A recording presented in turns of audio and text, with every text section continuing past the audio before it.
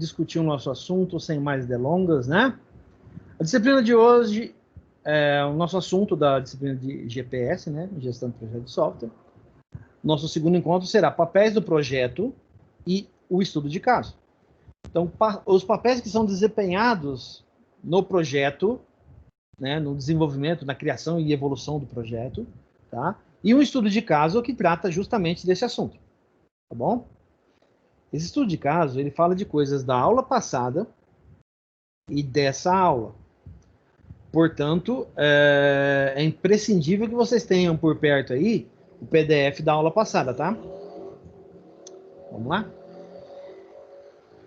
Bom, o que a gente vai discutir na aula de hoje? Vamos falar sobre o papel do gerente de projetos, a equipe de projeto, como ela é composta, como ela atua, tá? Nós vamos falar da hierarquia de projeto e o estudo de caso, que é o projeto Cantinas, que ele envolve justamente as fases do projeto, que nós vimos na aula passada, mais o perfil do gerente de projeto, que nós veremos na aula de hoje.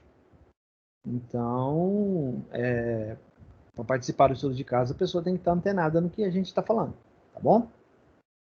Então, vamos lá. O papel do gerente de projetos. Vamos falar diretamente, tá?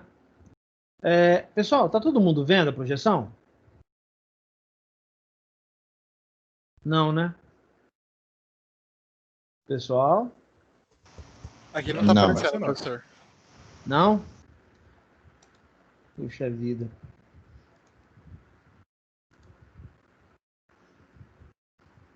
Agora foi? Agora sim. Beleza. Então tá, hoje o Tim não está afim de trabalhar, tá? Então, como eu falei, a gente vai discutir o papel de gerente de projetos, a equipe do projeto, a hierarquia de projeto e o estudo de caso, tá bom? Então, o papel do gerente de projetos. Alguns conceitos a respeito. Quem é o gerente de projeto? É a pessoa alocada pela organização executora para liderar a equipe responsável por alcançar os objetivos do projeto.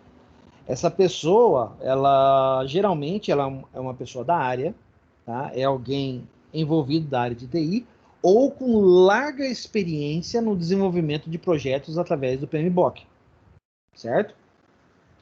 Então, vejam bem, não é uma premissa o gerente de projetos ser da área de TI, não.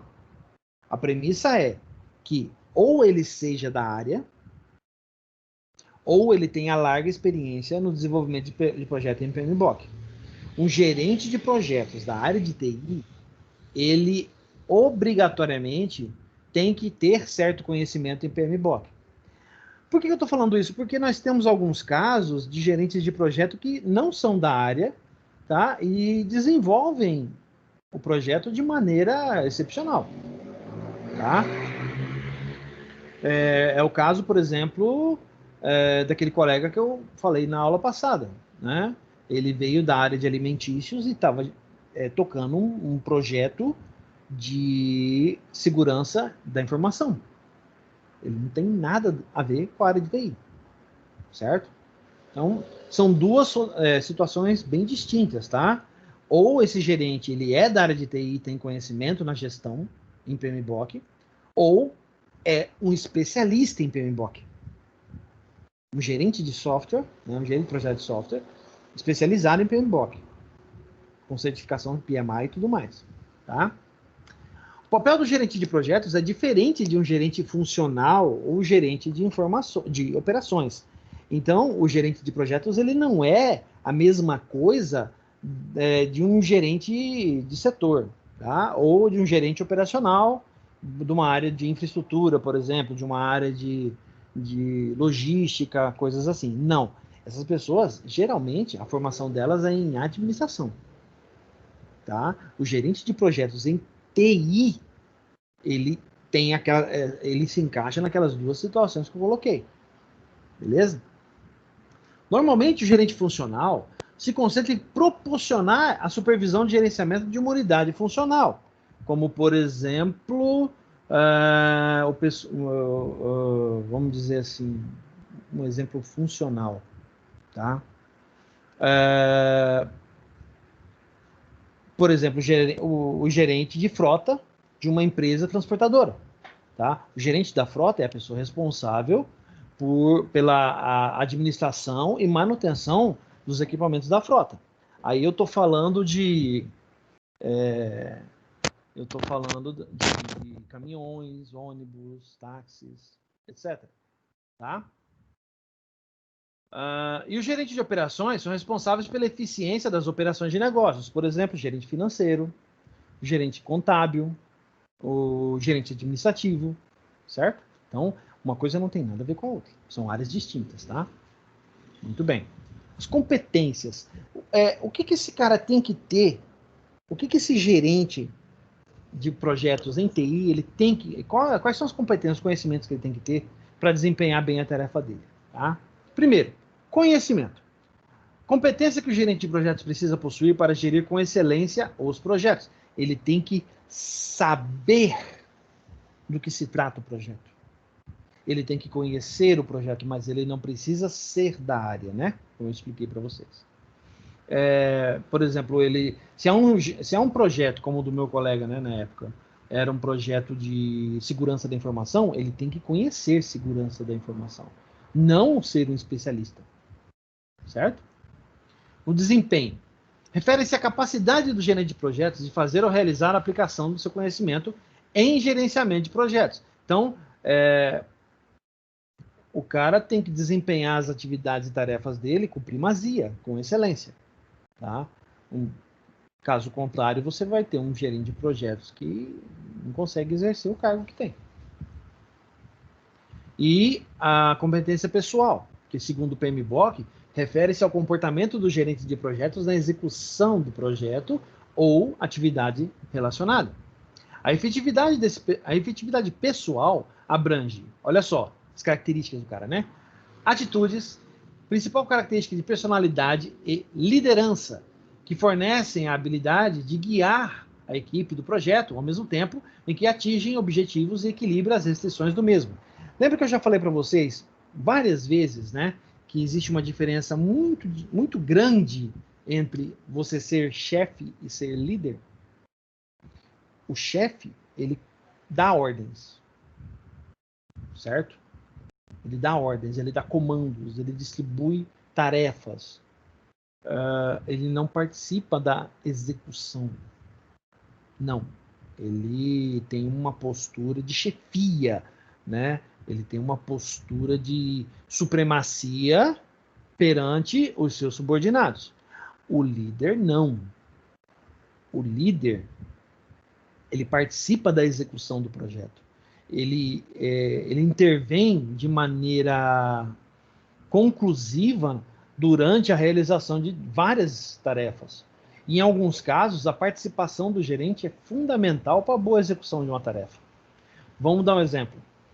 Nesse projeto do meu colega, né, de segurança da informação, a experiência que ele tinha na área alimentícia, no que diz respeito às normas de segurança, foram essenciais, porque ele sabia como aplicar normas de segurança em um projeto, seja ele da área alimentícia, seja ele da área de segurança da informação. Então, ele soube coordenar esforços junto com a infraestrutura para aplicar as melhorias, por exemplo, no protocolo HTTPS que nós usávamos na época. Porque ele sabia exatamente como aplicar as normas de segurança de maneira adequada junto com a equipe de infraestrutura. Muito bem.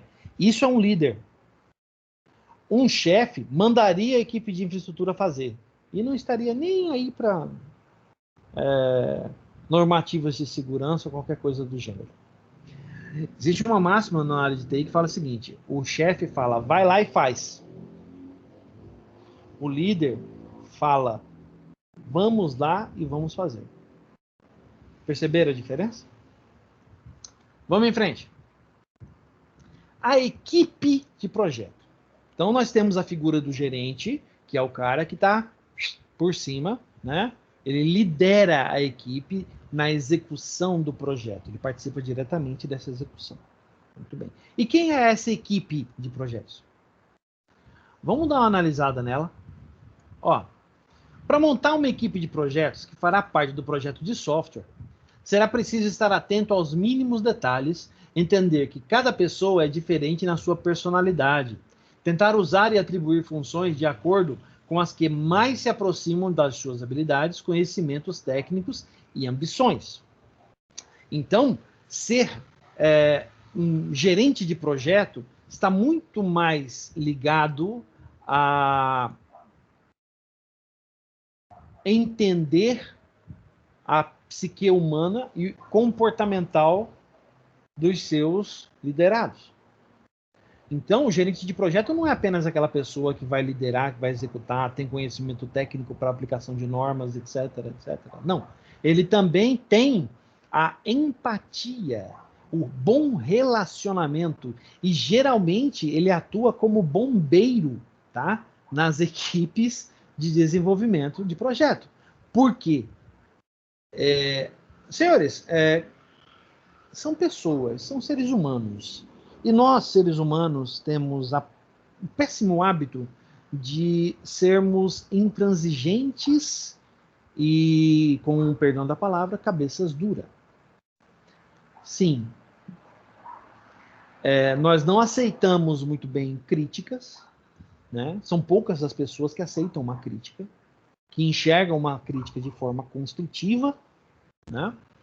E, geralmente, quando criticados, nós temos a tendência a agir de forma ignorante e infantil. Certo? Pouquíssimas pessoas têm a capacidade e maturidade adequadas para lidar com uma situação de crítica. O que fazer quando ser criticado? Isso, inclusive, é um bom tema de uma palestra, né? O que fazer quando se é criticado? Por exemplo, eu costumo fazer algumas críticas a vocês durante os períodos de trabalho, os períodos de prova, porque a minha expectativa é que vocês correspondam utilizando sua máxima capacidade. Partindo desse ponto de vista, é que eu tenho o preceito que todos os alunos começam com 10. A cada pisada de bola, essa nota vai caindo. Então, essa é uma forma de enxergar. Isso é um jeito de fazer. Certo? É uma forma de você mostrar à pessoa, né, que através de seus esforços, através de suas competências, os objetivos serão alcançados. Desde que a pessoa se esforce para alcançar esses objetivos. Esse é o papel do gerente de projeto. Então, em analogia, eu posso até dizer, né, de forma pouco análoga, né, veja bem, pouco análoga, que o professor atua como um gerente de projeto e os alunos são a equipe. Certo? Aonde está o êxito do nosso projeto? A aprovação dos senhores. Essa é a meta do projeto. No entanto, sabemos bem que alguns membros da equipe podem vir a falhar, como já aconteceu no passado anteriormente. Certo? Muito bem. Alguém pode me citar algum exemplo? Eu gostaria da participação interativa dos senhores. Abram o microfone e falem comigo. Citem um exemplo de liderança e um exemplo de chefia. Vamos lá.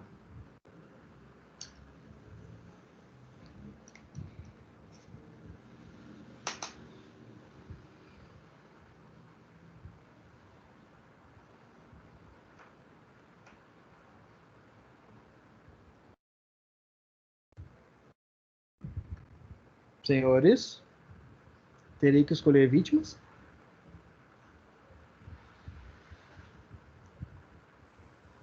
Eu penso que liderança seria mais ou menos um gerente de um mercado que estaria ali à frente da sua equipe, junto com eles, lutando para melhorar o visual do mercado.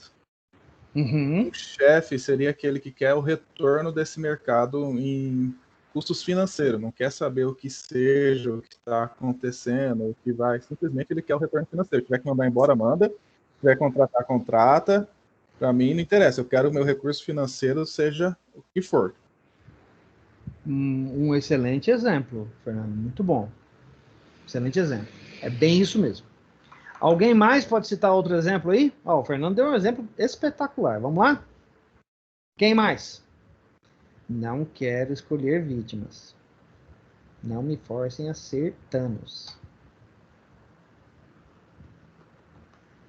Vocês botaram apelido, agora vocês aguentam. Mais ninguém? Então tá bom. Igor Teixeira, um exemplo de liderança e um exemplo de chefia, por favor. Professor, só consigo imaginar o que ele falou mesmo, tipo, de o chefe, ele nunca vai estar ali na frente, ali, vendo o que acontece. Por exemplo, até mesmo nas empresas de software, essas coisas, o chefe nunca tá ali para ver o que está acontecendo, ele só manda você fazer as coisas. Mas o líder sempre tá ali do seu lado, vendo o que está acontecendo, e tá ali disposto, tipo, a tomar aquelas, como que fala? Aquelas duras do chefe, quando ele dá, está ali disposto a fazer o time melhorar, ir para frente, essas coisas. Muito bem, muito bem. Para quem não sabia qual exemplo dar, até que se saiu bem, né? Vamos lá, eu quero mais um.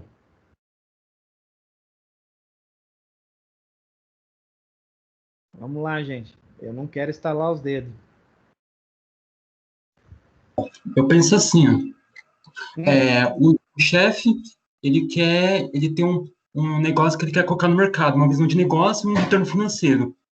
Seja ele a curto ou longo prazo. Já o gerente de projetos, ele está ali para coordenar a equipe, evitar impedimentos, alinhar a equipe, treinar a equipe, isso aí.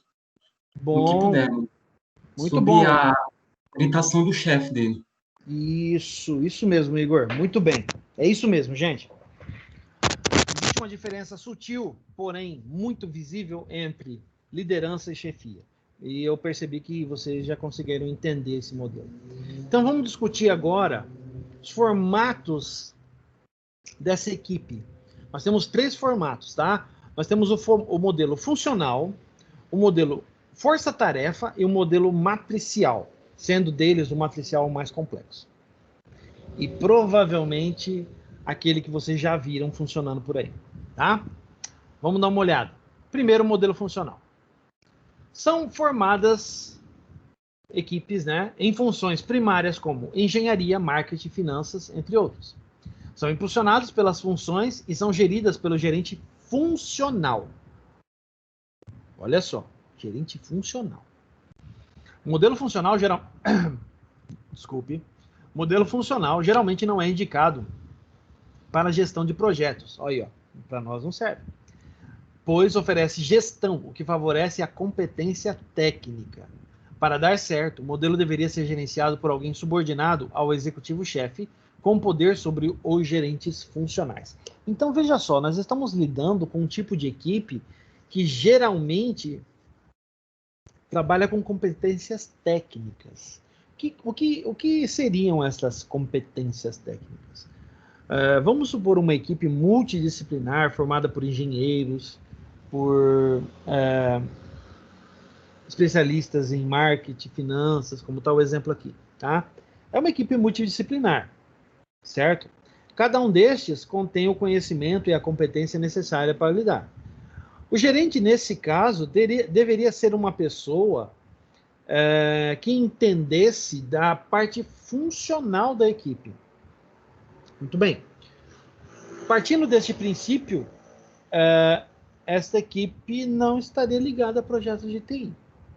Eu enxergo esse modelo de equipe como um modelo de equipe mais voltado para projetos de construção, projetos de construção civil, né? Prédios, casas, condomínios, né? Equipes voltadas mais para esse tipo de finalidade, vamos dizer assim, tá? Então, o modelo funcional, infelizmente, não serve para nós. Vamos em frente. O modelo força-tarefa. Esse modelo é ideal para projetos, pois é orientado para tarefas e para a equipe. Olha só a diferença. Nas empresas onde são utilizados, funcionários de diversos tipos, diversos setores, para formar uma equipe de desenvolvimento de projeto, pode haver dificuldades na estruturação e na alocação da equipe, mesmo que seja um projeto temporário. Gente, força-tarefa, o próprio nome já diz. Então, é algo que deve ser feito de imediato, com prazo curto e objetivo bem definido. Neste caso, a empresa pode reunir funcionários de diversos setores, né, com suas devidas competências, para que essa equipe possa executar esse projeto. Então, não se trata bem de um modelo que seja ideal, por exemplo, para a área de TI também. Por quê? Geralmente, projetos de TI não são projetos para serem feitos em pouquíssimo tempo e prazos imediatos, coisas assim. Não. Projetos de TI levam tempo. Precisam de muito estudo, muita análise, muita dedicação, certo? Podem ocorrer vários erros durante o processo. Estes erros devem ser corrigidos de imediato, porque caso contrário pode causar retrabalho em coisas que já estão até mesmo em produção. Então, esse tipo de modelo aqui não serve para nós, tá? Vamos ver o modelo matricial. Apresenta uma forma de trabalhar que utiliza os dois modelos e pode assumir 3 versões diferentes: funcional, matriz de projeto e matriz balanceada. Então esse mesmo cara usa os outros 2 modelos, mas ele divide em 3 versões diferentes, todas baseadas no mesmo. Então vamos lá. Na matriz funcional, o gerente funcional exerce maior influência sobre o projeto que o gerente de projetos. Opa, isso é um problema. Neste caso, a qualidade é mais importante que o prazo ou o custo. Então, este é um típico exemplo daquele tipo de projeto que o software não pode falhar de maneira alguma. Então, nós estamos falando de que tipo de projeto? Geralmente, projetos na área médica ou odontológica, né, que não se admitem falhas, porque falhas em um projeto médico pode resultar em mortes. Isso é um problema seríssimo. Então, né? Vamos dar uma olhada no outro. O modelo de matriz de projeto é similar ao de força-tarefa, utilizando os membros subordinados aos gerentes funcionais de outras áreas. O cronograma e os custos são fortemente enfatizados. Tá? Aqui está separado de maneira errônea, aqui, mas depois, se for o caso, eu corrijo. Já a matriz balanceada distribui o poder de decisão de forma igual para o gerente de projetos e para o gerente funcional. As decisões são negociadas entre as metas de prazo, custo e qualidade. A chance de conflito é maior, por ser um poder mais concentrado. Mas, infelizmente, esse é o tipo de equipe que é o que é utilizado na área de TI hoje. Tá? Então, o modelo matricial, cujo dentro dele a versão matriz balanceada, é o modelo mais utilizado atualmente. Certo? E por que esse modelo? Nós temos gerente de projetos e gerente de TI. O gerente de projetos e o gerente de TI são pessoas distintas e com finalidades distintas. A responsabilidade do gerente de TI é qual? É a área de TI, desenvolvimento e estrutura, infraestrutura. Muito bem. O gerente de projetos, a finalidade dele é desenvolver o projeto para a empresa, certo? Utilizando a mão de obra e a infraestrutura existente na empresa. No entanto, para utilizar essa mão de obra, essa infraestrutura, deve haver uma negociação entre ambas as partes. É aí que surge o conflito. Por quê? Será que o gerente de TI tem pessoas suficientes para distribuir ou para abrir mão para a execução de determinado projeto? Isso pode ter um reflexo negativo no rendimento da equipe. E é a principal meta deste tipo de pessoa. né? O gerente de TI, ele quer alcançar as metas e objetivos da área dele, da área de TI. Já o gerente de projetos necessita dessa mão de obra para o desenvolvimento do projeto. Então, existe uma negociação quase nível Senado e Câmara de Deputados aí para poder tocar a execução do projeto. Certo? Muito bem. Então, este modelo, geralmente, é o modelo utilizado no desenvolvimento em TI, tá? E a versão dele que nós utilizamos, geralmente, é a matriz balanceada. Guardem isso, tá? Vamos em frente. O empowerment, ou em inglês, empoderamento. Delegação de autoridade. O que significa delegar autoridade? Delegar autoridade, deixa a ambulância passar, peraí. Passou. Delegar autoridade significa você atribuir à pessoa poderes até mesmo de decisão sobre determinadas situações, certo? Então, delegar poderes em uma equipe de projetos por exemplo, a partir de determinado momento, o fulano da Silva é responsável pela publicação do projeto. O ciclano de Oliveira é responsável pelos testes. E o senhor Beltrano da Silva é responsável pelo desenvolvimento da aplicação. Eu estou delegando responsabilidades. Essas 3 pessoas devem se reportar a mim, certo? Sobre a evolução do projeto, para que eu possa discutir com o meu gerente, com o gerente funcional a respeito o gerente de projeto, né? A respeito ou o gerente de TI, a respeito do rendimento dessa equipe e do envolvimento ou desligamento do projeto de determinadas pessoas. Certo? Muito bem. Atributos. Os atributos de um gerente de projetos e dos membros da equipe. Isso é importante, tá? Ó.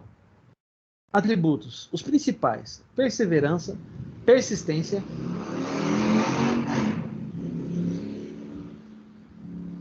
Eita. Vamos lá. Perseverança, persistência, autoconfiança, decisão e assertividade. Esses atributos são importantíssimos para que uma equipe, os membros de uma equipe, possam se destacar.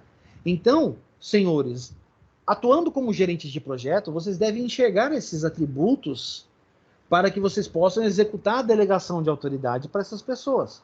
Então, é olhar na equipe as pessoas que melhor se destacam e atribuir responsabilidade a elas. Certo? Aqui a gente tem um modelo que trabalha com isso. Ó. Dá uma observada. A delegação de autoridade.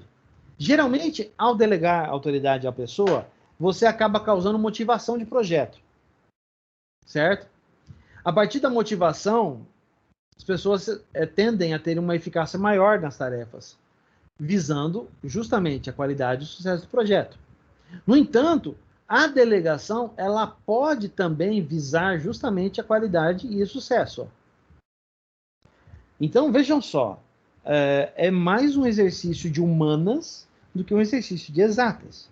Então, gerir um projeto de TI envolve também gerir situações humanas, às quais nós devemos nos adaptar e lidar da melhor forma possível. São seres humanos, não são máquinas. Tá? Vamos em frente. Outro fator importante, a motivação da equipe. O que motiva a equipe? Vamos ver. Eduardo, o que motiva você a participar de um projeto?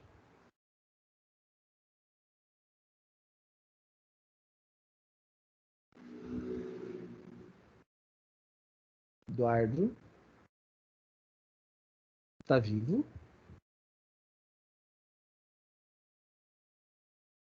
Eduardo?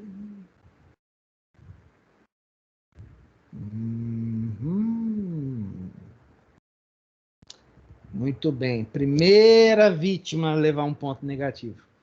Vamos ver outro. Wesley, o que pode te motivar a participar de um projeto?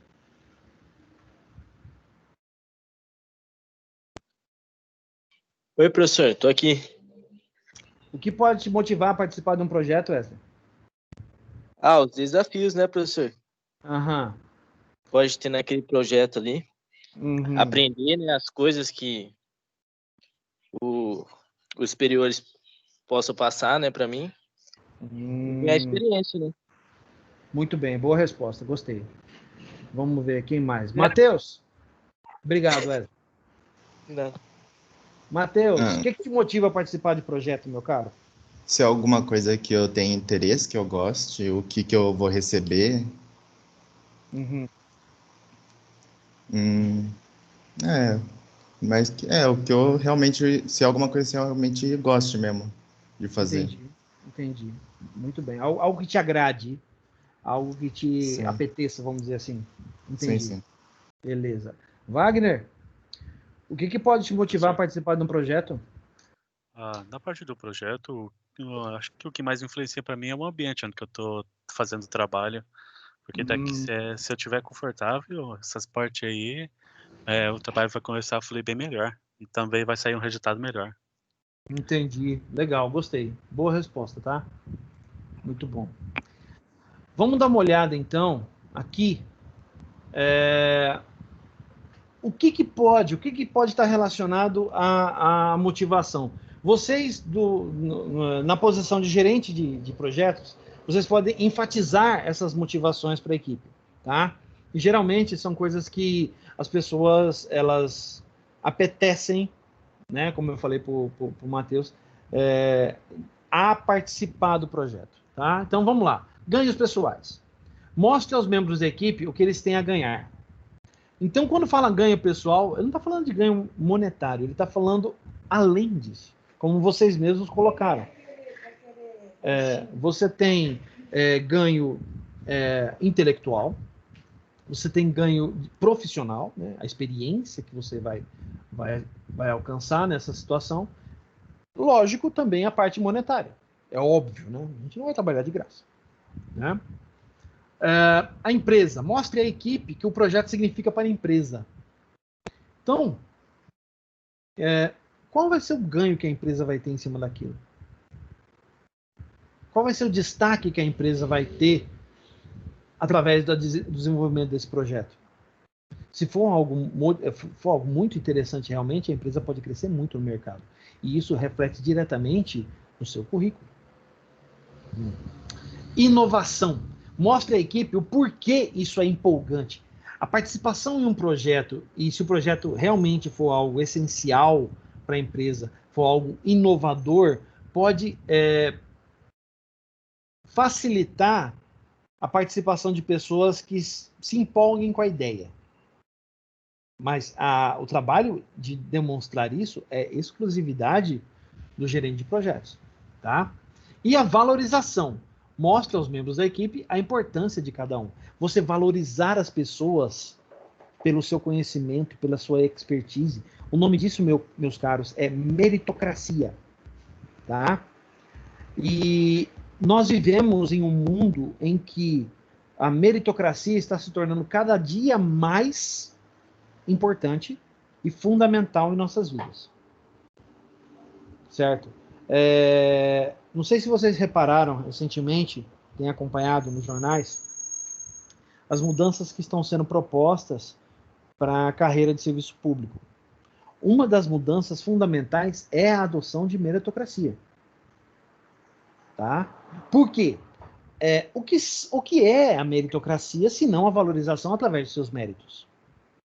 Através do seu conhecimento, da sua evolução profissional. Você merece alcançar ou galgar um ponto mais elevado na carreira, graças ao seu envolvimento, à sua dedicação, ao seu esforço, ao seu conhecimento. Isso é meritocracia. É você merecer e receber a valorização adequada. Certo?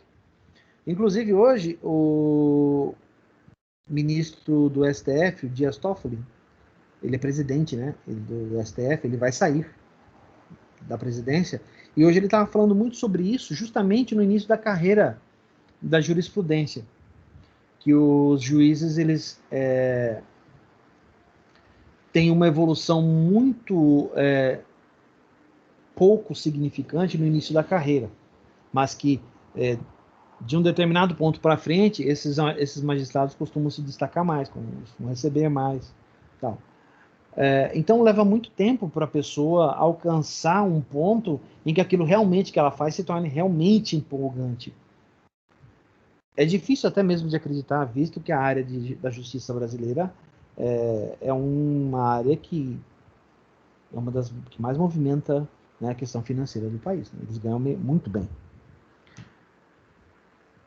E é difícil acreditar que até mesmo pessoas assim se sintam desmotivadas em função disso. Eu fiquei um pouco surpreso, não vou mentir para vocês. Mas vamos em frente, então. A comunicação entre a equipe. Eita, probleminha triste esse, hein? Ai, como que a equipe pode se manter conectada, sendo que existem pessoas que elas fazem parte do grupo do WhatsApp da empresa, no entanto, elas mal digitam uma linha. É uma mensagem por semana e olhe lá. Assim também como tem gente que não vê e-mail, né? Passa dias sem olhar e-mail. Tem outras pessoas que tem, por exemplo, o Microsoft Teams para utilizar como ferramenta de equipe, mas não gravam reuniões, não abrem câmera, né? Elas participam das reuniões apenas pelo canal de voz e não conseguem transmitir exatamente aquilo que desejam para que as outras pessoas entendam. É muito difícil mesmo, tá? Esse é um dos maiores problemas hoje em termos de equipe de desenvolvimento. É importante ressaltar a importância da comunicação entre as pessoas envolvidas no projeto, os stakeholders. Tá? Importante isso. A comunicação entre os membros deve ser realizada de maneira eficiente, pois isso ajuda na aproximação do grupo. A eficácia e a eficiência das comunicações são influenciadas por o tamanho do grupo. À medida que o grupo aumenta, a comunicação eficaz entre as pessoas fica mais difícil. Quanto maior um grupo de WhatsApp, ou de Trello, ou de qualquer outra ferramenta, mais difícil fica a comunicação com aquele grupo. Qual que é o ideal? Você dividir esse grupo grande em grupos menores para poder gerenciar. Tá? Estrutura de grupo. Pessoas que trabalham em grupos estruturados se comunicam mais que os trabalhos em grupos formais, ou seja, de forma hierárquica. Também é outra coisa complicada, porque se a hierarquia ela é muito rígida, as pessoas que estão no nível mais popular dessa hierarquia, dificilmente elas vão querer participar de alguma coisa. Geralmente é aquele sentimento de chefe de índio, sabe? Eu faço parte de uma tribo, mas aqui eu não apito nada. Composição de grupo. Pessoas que possuem o mesmo tipo de personalidade podem entrar em conflito e assim prejudicar a comunicação. Aquela turma que fala demais. Se muitos deles fazem parte do grupo, a tendência, a gente sabe disso, né? Tem algumas pessoas que falam, conversam, se comunicam, são muito extrovertidas, falam muito, bastante, né? Falam bastante. E essas pessoas, elas têm a tendência de, quando estão no mesmo grupo, a atrapalhar o desenvolvimento do grupo. Porque só elas querem falar. Isso é um problema, tá? Problema seríssimo. Ambiente físico de trabalho. A organização do ambiente de trabalho é muito importante para inibir ou facilitar a comunicação entre os membros do grupo. Isso é interessante, tá?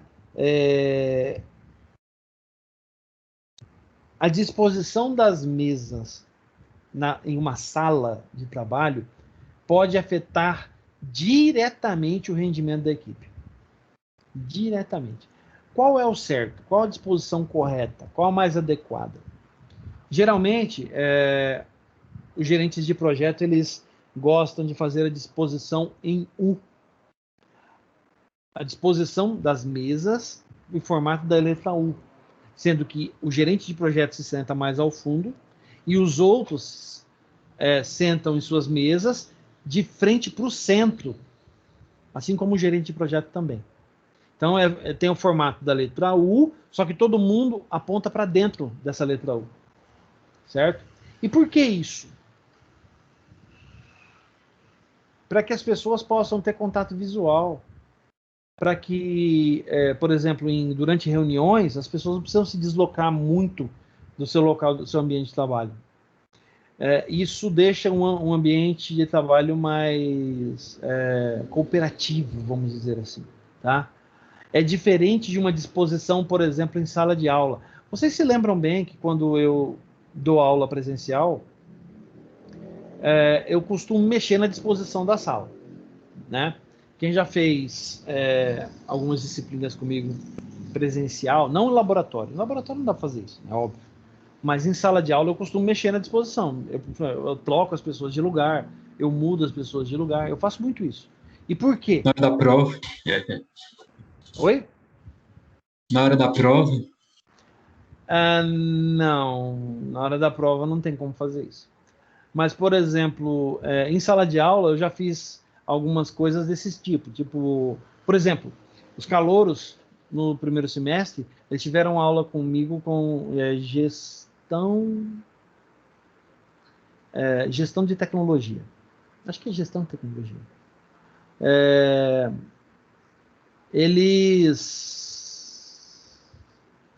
Acho que é. Não lembro o nome da disciplina, sério mesmo. Eu dei aula para eles. Enquanto eu dei aula para eles presencial, eles sentavam na sala de aula e faziam um U na sala de aula. De frente para mim, né, de frente para o quadro, eles faziam um U, a letra U. Todos sentados, virados para dentro, olhando um para o outro. Né? E para que isso? Para criar um ambiente mais cooperativo, porque durante a aula eu fazia muitas perguntas e essas perguntas poderiam ser respondidas por mais de uma pessoa. Então, eles colaboravam entre si para responder essas perguntas. Tá? Isso é uma técnica que a gente faz para criar um ambiente mais cooperativo, menos intimista e intimidador, onde as pessoas, em uma hierarquia, né, de cargos, as pessoas na hierarquia mais popular, elas não se sintam intimidadas. Isso é um problema, tá? É um problema seríssimo. Canais de comunicação disponíveis. Existem vários, entre eles destacam-se os e-mails, mensagens instantâneas, telefonemas, documentações formais e redes sociais. Isso aqui é algo, inclusive, meio redundante, né? Porque nós sabemos bem que, por exemplo, redes sociais não servem para comunicação de equipe. Não. Se você abrir a rede social na rede da empresa, redes sociais, a primeira coisa que os caras vão fazer é abrir Facebook para ficar vendo notícia, ficar vendo vídeo de colega, post de... Esquece. Não dá. Tá? Por isso que mesmo grandes empresas elas costumam bloquear o acesso a redes sociais. Tá? Esse é só um exemplo. Vamos em frente. Falando disso, né? Hierarquia de projeto. O que é a hierarquia de projeto? Então, o que a gente tem? Nós temos uma coisa parecida com isso aqui. Ó. Nós temos no topo da hierarquia, no topo da cadeia, nós temos o gerente de projetos. Logo abaixo, o analista ou a equipe de análise. Pode ser mais de uma pessoa. Tá? E aí nós temos também o programador ou as equipes de programação, DBA e análise de testes. Certo? Isso aqui pode facilmente, daqui para baixo, ser composto por mais pessoas? Com certeza. Você pode ter 4 analistas, 20 programadores, 4 DBAs e 4 analistas de teste. Isso é uma equipe boa, de um tamanho razoável. Mas 20 programadores, sim. 20 programadores. Nossa, é muita gente. Não, não é não. Pensa num projeto que tem front-end e back-end. Eu não quero, a despeito de outras empresas, eu não quero que os meus programadores assobiem, chupem cana, dancem conga, façam tudo em um projeto. Não, eu quero programadores especializados. Gente especializada no desenvolvimento front-end. Gente especializada no desenvolvimento back-end. E por que eu quero pessoas assim? Para eu não ter um problema de atraso de projeto em função que eu estou forçando um cara que trabalha em back-end a aprender a programar em front-end. Não, está errado. Isso está errado. Infelizmente, o mercado pensa muito assim. Mas isso está completamente errado. Tá? Não existe isso. Assim como eu critico, vocês sabem muito bem disso, eu critico essa história do full stack, ou do full cycle. Agora eles criaram essa expressão full cycle. Cara, na minha concepção, você está preparando um cara para ser ruim em tudo. Ele não é bom em nada.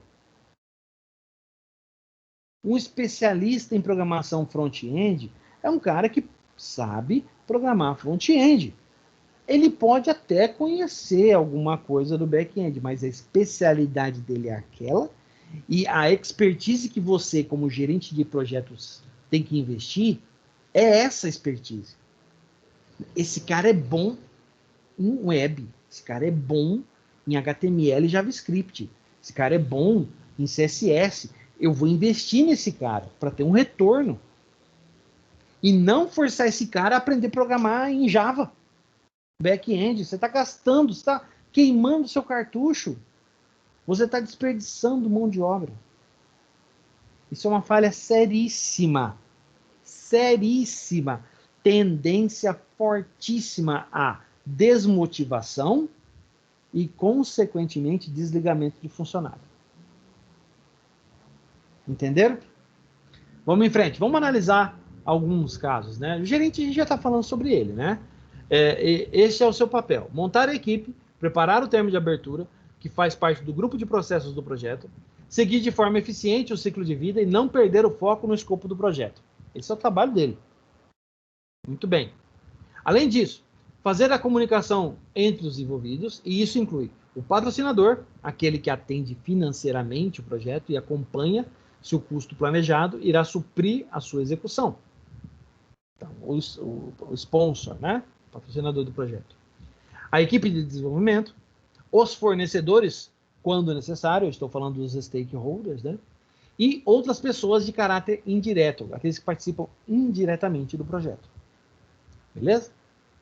Analista de sistemas. Só um minutinho. Tem a função de coletar os dados juntamente com o usuário, assim como analisar os requisitos, acompanhar os erros de programação, sugerir melhoras e documentar os procedimentos do projeto. Muito bem. O programador, ou a equipe de programação, trabalha diretamente com o analista de sistemas, escreve todos os códigos do programa, avalia os erros, faz as correções e sugere novas soluções para o desenvolvimento. Muito bem. E o DBA, administrador de banco de dados, responsável por criar soluções de armazenamento dos dados coletados e transferidos pela programação. Raramente, o DBA precisa programar. Geralmente ele não programa, tá? O DBA não programa. Mas deve estar atento às indexações de busca, permissões e segurança das informações. Responsabilidade da administração do banco é dele, né? O analista de testes, responsável por testar os módulos e o software como um todo. Analisa os erros e contata o analista e o programador para as possíveis correções. Então, ele avalia a performance e a qualidade daquilo que foi desenvolvido. Esse é um dos caras mais odiados da equipe, pelas equipes de desenvolvimento. Tá? Por quê? Ele aponta os seus erros. O trabalho dele é apontar os seus erros, o que você fez de errado. O que tem de gente que não gosta desse povo não está escrito. Sério. E geralmente eles sabem disso, tá? Importante, ó, não podemos deixar de citar os fornecedores, dos quais fazem parte os stakeholders, ou seja, também estão envolvidos no projeto. São pessoas interessadíssimas no projeto e na execução do projeto. O mercado dispõe de uma grande gama de fornecedores de TI, porém, precisamos dos melhores. Algumas características desses fornecedores de projetos, né?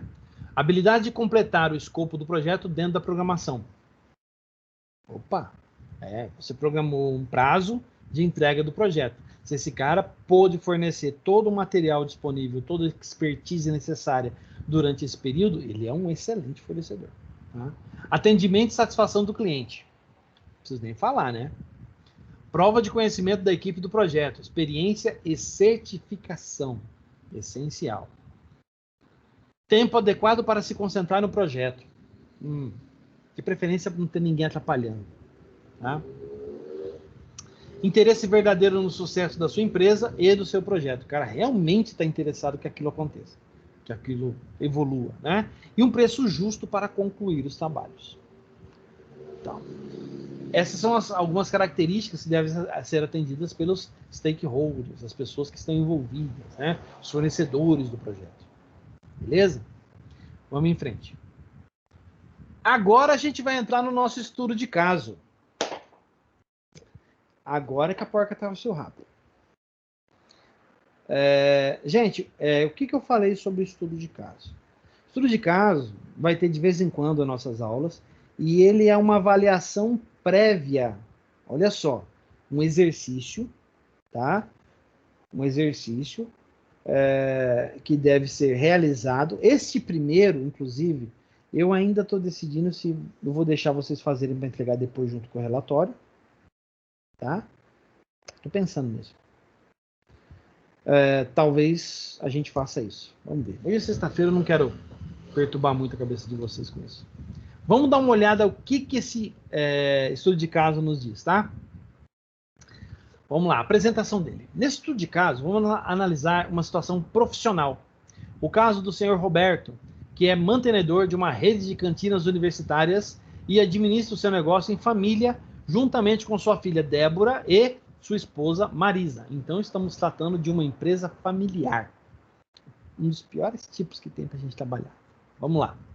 Toda a rotina da cantina é realizada de forma manual. Tudo. Tudo. Desde o controle de estoque, a parte financeira, tudo. Para ter uma ideia de como funciona, os alunos compram a ficha no caixa e aguardam em uma fila por quase 15 minutos para poderem receber o item comprado. Caramba, hein? 15 minutos. Eu não lembro das cantinas que tem lá no Inderp levar tanto tempo. Mas tudo bem, vamos lá. Em compensação, lembro muito bem da cantina do Dom Bosco. Quando eu fiz cursinho lá, era um inferno na terra. Eu lembro bem disso. Vamos lá. Em algumas faculdades, a família tem 2 cantinas dentro da mesma instituição, para conseguir atender a demanda de alunos. Muito bem. Débora, que é filha dele, né, conseguiu convencer o pai de que havia a necessidade de um sistema para auxiliar e melhorar o atendimento. Repare, estamos falando de um sistema para atendimento de aluno, e não um controle de estoque, nem um controle financeiro. Certo? Daí a ideia de contratar uma empresa especialista em desenvolvimento de software para elaborar um projeto que gerencie as cantinas. Vamos lá. Através de indicações, Débora chegou até você, nós no caso, e solicitou o desenvolvimento de um projeto de software. Você sugeriu a seus clientes, que são os patrocinadores do projeto, né, o pessoal da cantina da empresa, que são os sponsors, a implantação de terminais de pedidos em locais estratégicos dentro das faculdades e até mesmo um aplicativo no celular para facilitar o pedido dos alunos. E o pagamento poderá ser efetuado por meio de cartão diretamente nos terminais ou pelos aplicativos.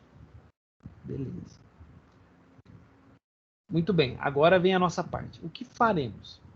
Agora que conhecemos algumas informações fornecidas pela apresentação, vamos debater o que é necessário para responder as seguintes perguntas a seguir. Vamos lá, ó. Sendo você o gerente de projeto, responda. Quais seriam as fases do projeto? Isso é material da primeira apresentação, da primeira aula. Tá? Beleza. Segundo, quem representa cada papel no projeto? Dada a apresentação que foi feita, como que você pode encaixar essas pessoas ali nos papéis que devem ser representados no projeto? Muito bem. Terceiro, como você selecionaria e distribuiria cada papel durante a execução do projeto?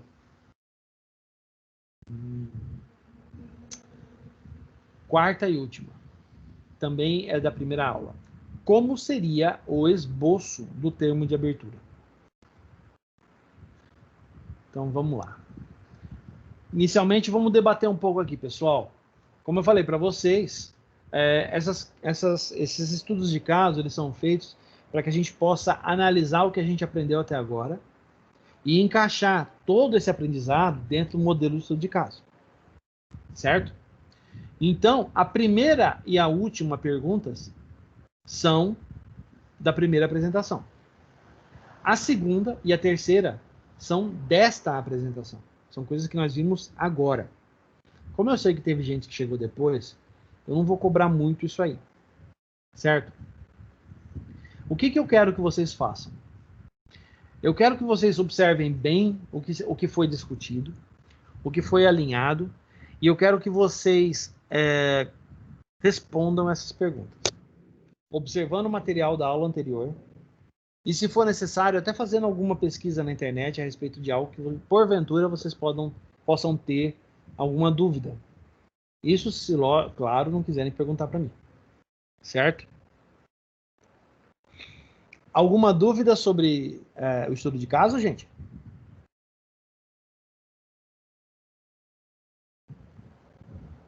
Alguém já teria alguma ideia de como responder essas questões?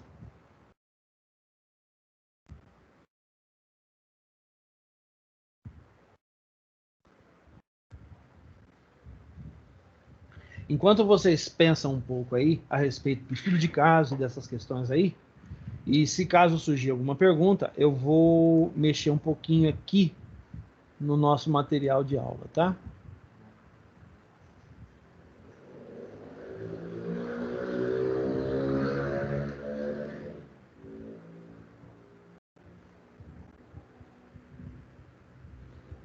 Vou fechar aqui o microfone um pouquinho, deixar vocês pensando. Daqui a pouco eu abro novamente, tá?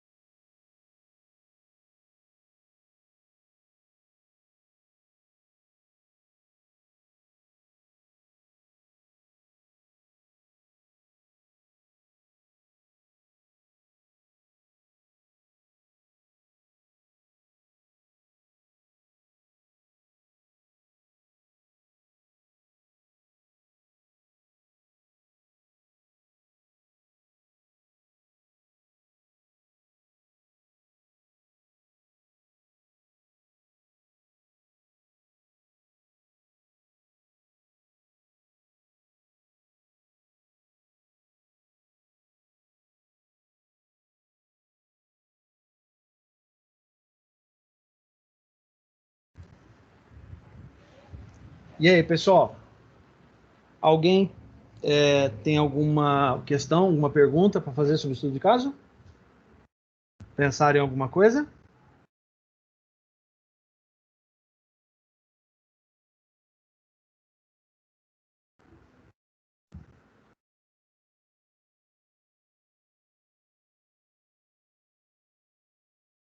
Não? Então tá. Então vamos decidir como que vai ser feito para responder isso aí.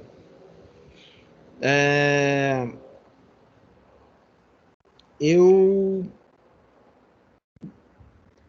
vou dar duas opções para vocês. Vocês encaixam isso no relatório, né, no relatório de aula, e entregam para mim por e-mail, né, em 48 horas, que é a etapa do relatório, certo? Primeira opção. E se vocês optarem por isso, eu posso deixar o relatório, mudar a data de entrega do relatório para o dia 7 de setembro, né? Até as 11h59 da noite. Essa é a primeira opção. Segunda opção. Vocês preparam... Só um pouquinho. Tá. Segunda opção. Vocês preparam... cada um de vocês prepara as respostas para serem apresentadas na próxima aula, tá? Aí cada um de vocês abre o compartilhamento do Teams e mostra na tela, né, como responderiam essas perguntas. Essa é a segunda opção, tá? A gente faria isso de uma forma bem rápida na próxima aula. Qual das duas opções vocês querem? A segunda eu acho melhor. Mais dinâmico. A segunda, eu também concordo. Então, vamos ver, eu vou contar aqui, ó. A segunda já tem um voto. Deixa eu abrir aqui vou abrir o Notepad mais aqui. Não, só o Notepad. Só o bloco de notas. Então, vamos lá. Então, nós temos duas opções do estudo de caso. Vou colocar aqui. Opções. Eu não gosto desse cara, não sei nem por que eu quero usar ele. Deixa eu pegar o outro que é mais fácil. Eu gosto de utilizar. Vocês perceberam que eu gosto de usar ele, né? Olha quantas abas tem aqui. Então vamos lá. Estudo de caso. Estudo de caso. Traço opções. Então, primeira opção. Entregar com relatório. Entregar.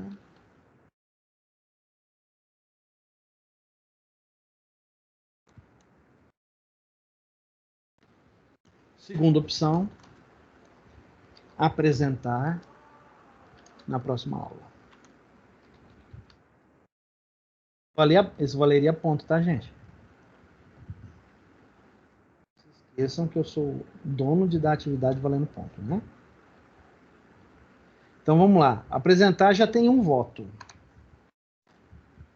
Vamos votando, gente? Quem é o próximo, por favor? Apresentar a próxima aula. Apresentar, então. Segundo voto. Ô, professor. Falando. Eduardo falou aqui pra mim que você tinha chamado ele uma hora e ele não respondeu. Aí ele falou aqui pra mim que ele tá lá ele não tá na casa na casa dele. Tá na casa da namorada dele, ele tá sem microfone. Ah, tá. Quer dizer que o Eduardo tá aqui perto de casa, então, né? Porque se eu não tô errado, o namorado dele mora aqui no condomínio. Ele mora perto da Uniderp, eu acho. Então eu acho que é alguma coisa assim. Ou a namorada mora aqui perto, ou ele mora aqui, porque eu já vi ele entrando aqui no condomínio. Quer dizer que você é meu vizinho, Eduardo? Que bom pegar no seu pé de vez em quando. Beleza.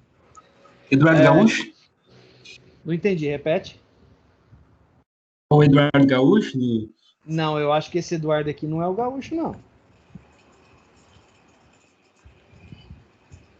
O Gaúcho se formou já.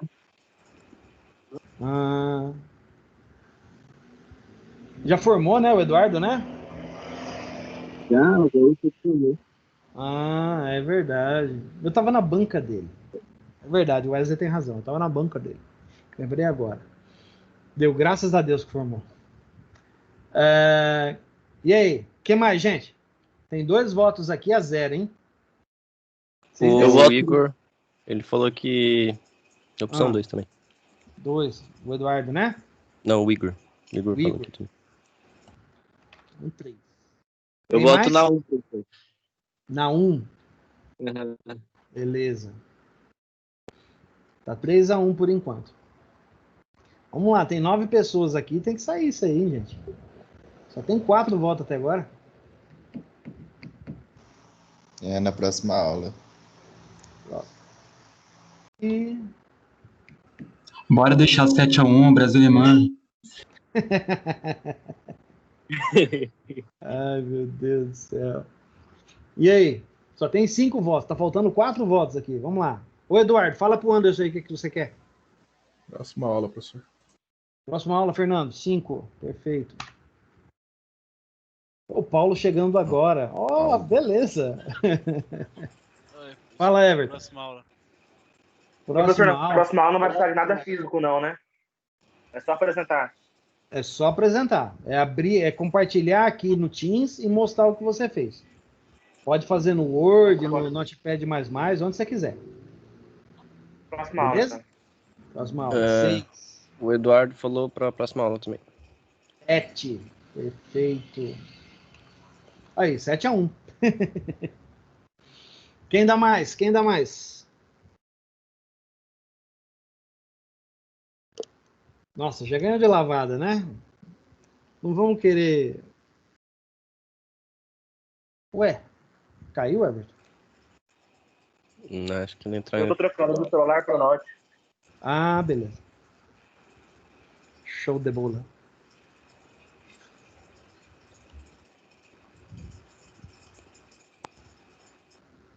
Beleza, vamos lá então. Gente, então vamos dizer que o vencedor seja apresentar então os resultados do estudo de caso na próxima aula. Então vamos, vocês querem que eu reveja, aliás, não precisa a gente rever o estudo de caso, né? Tá gravado, vocês podem assistir pelo YouTube depois. Beleza? Então o estudo de caso vai ser apresentado, os resultados do estudo de caso devem ser apresentados na próxima aula. Vou colocar aqui, valendo nota. É só a pergunta aí, né? Você vai estudar, vai analisar o estudo de caso, vai ver o material da primeira apresentação, né, a primeira aula, porque essa pergunta aqui e essa pergunta aqui só podem ser respondidas a partir daquele material. Essas duas outras, a 2 e a 3, fazem parte deste material e nós vimos na aula hoje. Então, beleza. Então, vocês devem analisar o material, preparar as suas respostas e apresentar, então, na próxima aula. A gente vai separar um minutinho lá para que vocês possam apresentar essas respostas, tá?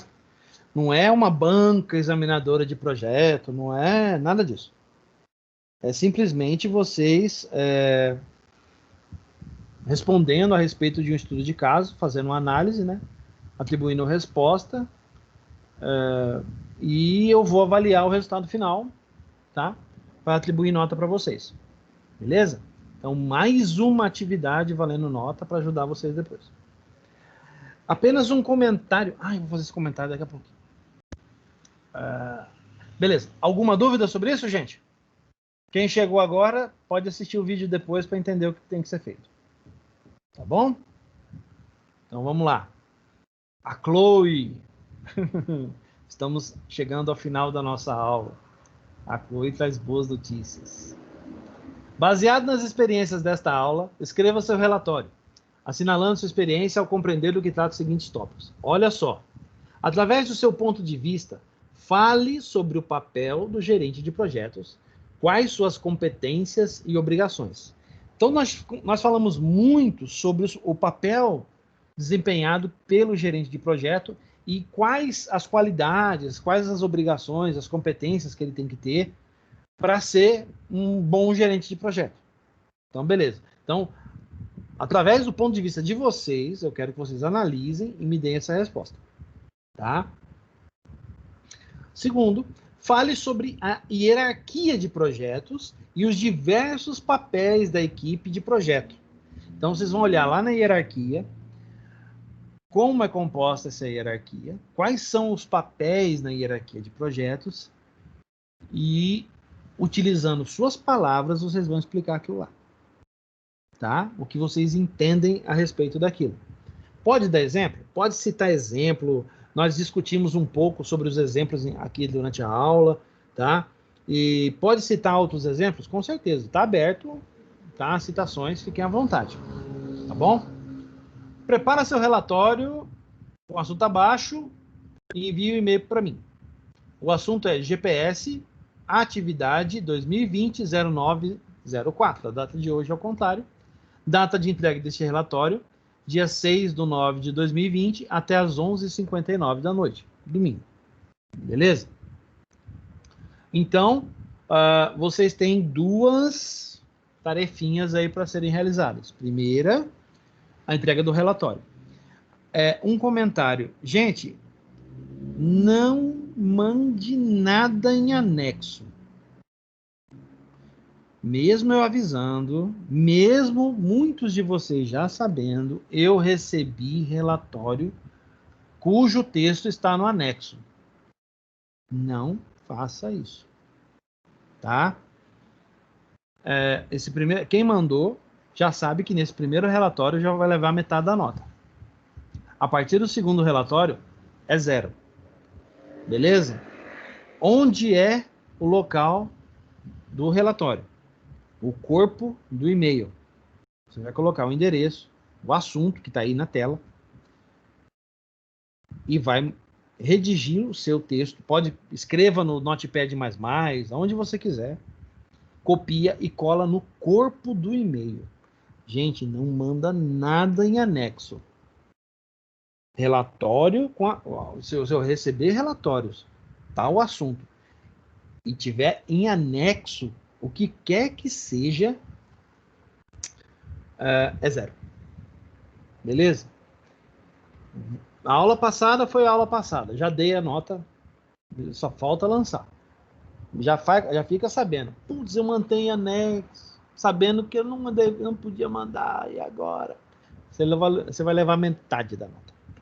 Tá bom? Beleza, então? A outra parte vocês vão preparar para a gente ver na próxima aula. Certo? Sobre o estudo de caso. Então, vamos ao encerramento. Meu e-mail está aí, vocês já conhecem, mas vale lembrar, luiz.a.rodrigues@educadores.net.br. Em nome da Uniderp e Croton, eu agradeço muito a participação de vocês.